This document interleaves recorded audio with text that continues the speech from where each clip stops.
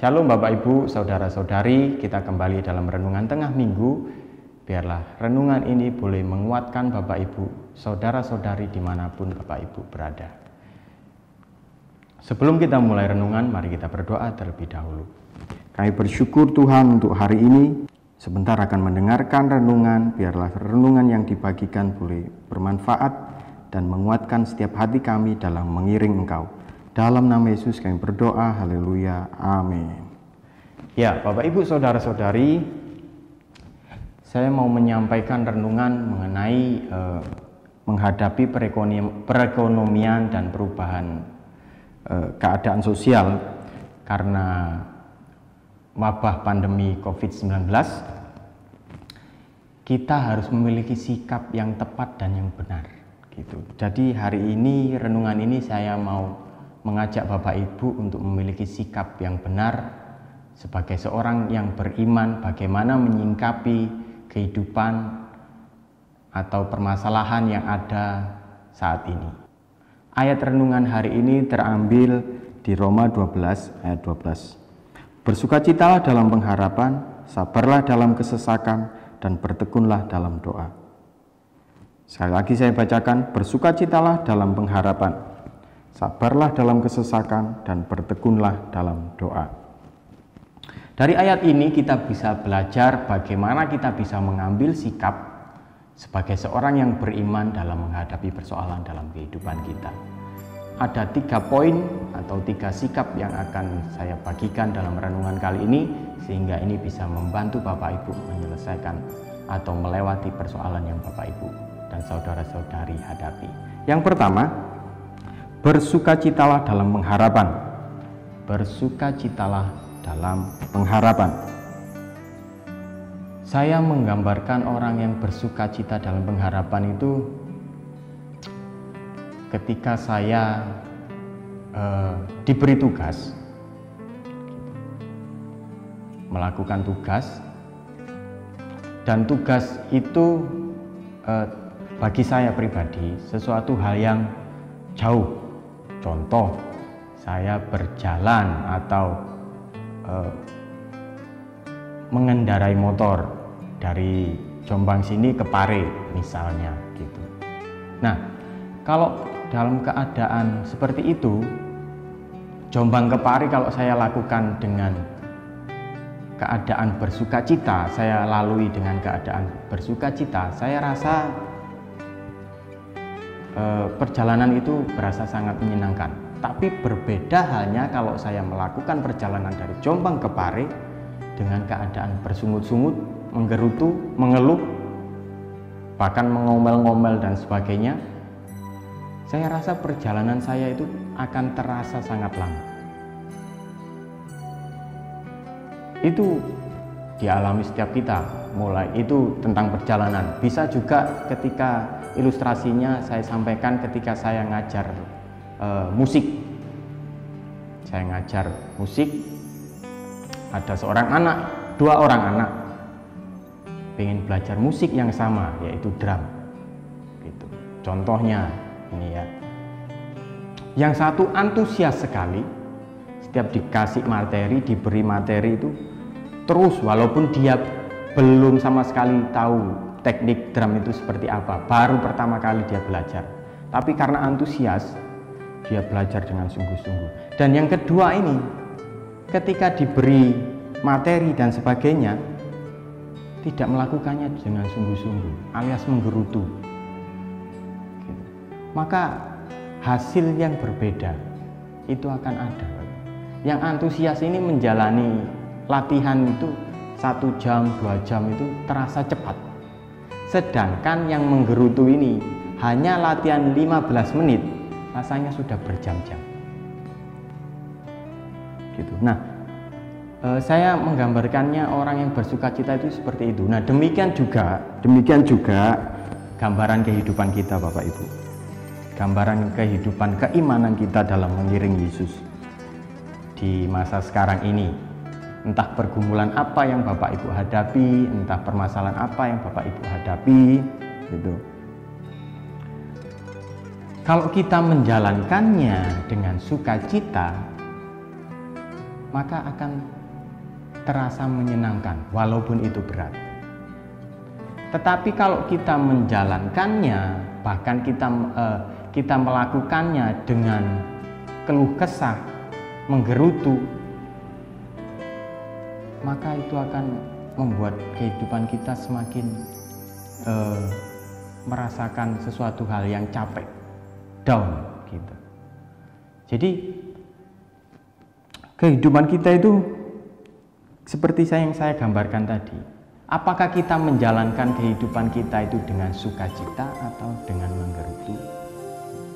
Nah, sikap yang benar untuk kita melewati kehidupan kita di masa-masa yang seperti ini, yang saya sampaikan di awal bahwa keadaan sosial mulai berubah, terus kemudian perekonomian jauh lebih berubah lagi gitu. Apakah kita menjalaninya dengan sukacita atau kita mengomel? Sikap yang benar yaitu bersukacita dalam pengharapan. Nah, itu yang pertama, Bapak Ibu. Yang kedua, sabar dalam kesesakan. Di dalam kehidupan kita, saya yakin dan percaya bahwa kehidupan kita itu tidak ada yang namanya jalan itu mulus dan lurus. Gitu. Mari kita sepakati bersama-sama bahwa kehidupan manusia yang kita lewati hari ini itu tidak ada yang namanya jalan itu rata. Gitu. Mari kita sepakat bersama-sama ini tentang bahwa kehidupan manusia itu nggak ada yang lurus, nggak ada yang mulus juga. Gitu. Nah, kalau kehidupan yang mulus bisa membuat kehidupan kita merasa bahagia gitu ya. Tapi saya yakin dan percaya itu tidak ada, Bapak Ibu, di dunia ini. Jadi kehidupan itu di jalan yang kita lewati itu nggak selamanya itu rata, nggak selamanya itu aspal, nggak selamanya itu semenan yang di beton licin gitu, nggak selamanya. Ada kerikil, ada batu, bahkan kita bisa melewati tanah liat yang susah dilewati, berbahaya, bahkan berbahaya kalau kita lewati dengan ceroboh, bisa jatuh dan sebagainya. Nah, begitu pula kehidupan kita, Bapak Ibu. Gitu. Kita tidak sepenuhnya hidup dengan sukacita, penuh kegembiraan, penuh dengan kesenangan. Kita tidak sepenuhnya hidup dalam hal-hal tersebut. Gitu. Terkadang hidup kita itu juga mengalami masa-masa sulit, sedih, mengecewakan. Bahkan kehidupan kita juga bisa mengalami masa-masa yang disebut menderita. Gitu. Nah, sabar dalam kesesakan ini merupakan sifat yang harus ada dalam setiap kita. Gitu.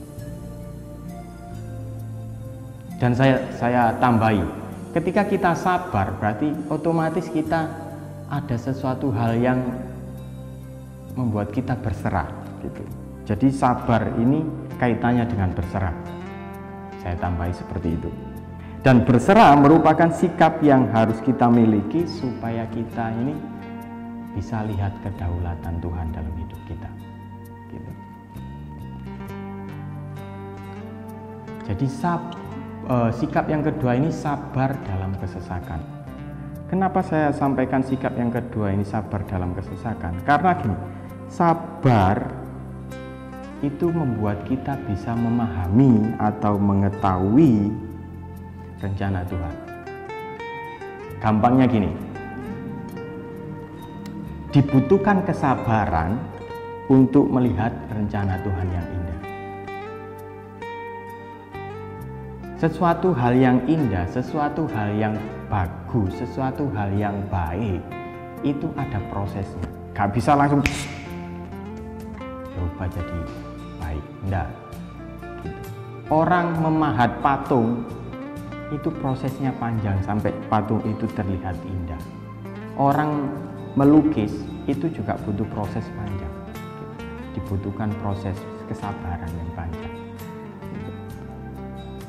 Nah, sabar, kenapa kita sabar? Gitu. Karena kita tahu gitu, bahwa setiap pergumulan dan penderitaan yang kita hadapi itu ada rencana Tuhan. Ada rencana Tuhan yang baik. Gitu. Dan berserah karena Dia yang berdaulat atas rencana yang baik itu untuk kehidupan kita. Gitu. Untuk lebih gampangnya lagi gini. Ayat ini sering disampaikan Pak Edi atau gembala kita. Gitu. Dan sering juga orang lain sampaikan. Gitu. Di Roma 8 ayat 28.